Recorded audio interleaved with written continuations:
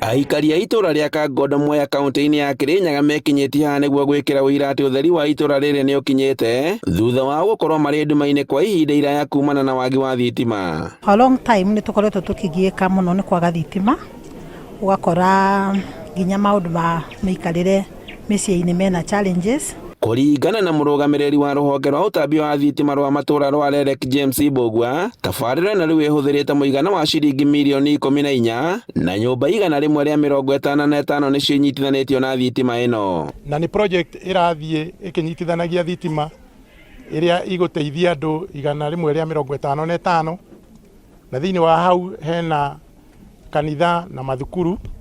Project ĩno ya Kangondo he mwena ĩtigĩtie nĩgetha andũ othe magĩe na thitima.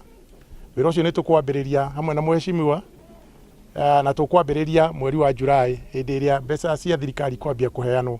Na kuona atĩ mĩhang'o ĩno rĩu nĩ ĩrĩkĩrĩire, aikari nĩ makenereirie ndeto ĩno makĩongerera atĩ rĩu nĩ makũrĩtwo kuma kũrĩ mĩtangĩko ĩrĩa marageragĩra. Mathoma nĩ megũcoka merute kothi ciao, kothi mangĩvingũra wĩra gũkũ Kangondo.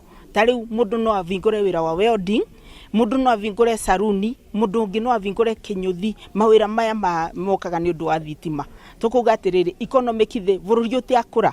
Tarĩ kũrĩ anake mangĩenda kũiga inyuci gũkũ, kũrĩ airĩtu mangĩenda kũiga saruni gũkũ, ona no maige ona ithĩi cia gũthĩaga mbembe kana mĩcere gũkũ. Kĩoguo nĩ tuona mawĩra nĩ mongerereka thĩinĩ wa gĩcagi gĩkĩ. Mũkana nĩ ũrutĩtwo kũrĩ andũ arĩa makoretwo magĩthũkangia na kũiya indo cia thitima, rĩu aikari makĩũrio gũkorwo marĩ maitho nĩguo kũgirĩrĩria ũici wa mita. Tondũ rĩmwe nĩ tũrona thirikari ĩkaruta wĩra mũnene waka project no na andũ magacoka gwakwa kwĩna andũ aĩrĩ athatũ maroka rĩngĩ kuiya waya cia thitima, kuiya transformer, maguta na kũthũkangia project. Kĩoguo ndĩngĩũria aikari tũtuĩke kũmenyerera project ĩno na nĩgetha ĩtuĩke ya gũtũteithia. Gĩcigo kĩa ũmbunge kĩa Mwea kĩrĩ gĩcunjĩ-inĩ kĩa 58 harĩ igana kĩa aikari arĩa manyitithanĩtio na ũtheri wa thitima. Rĩu mũmbunge wa gĩcigo gĩkĩ Mĩrĩma Ingĩ akĩranĩra atĩ nĩ magũtigĩrĩra atĩ nĩ makinyanĩria gĩcunjĩ kĩa 90 harĩ igana. Gĩkeno rĩ,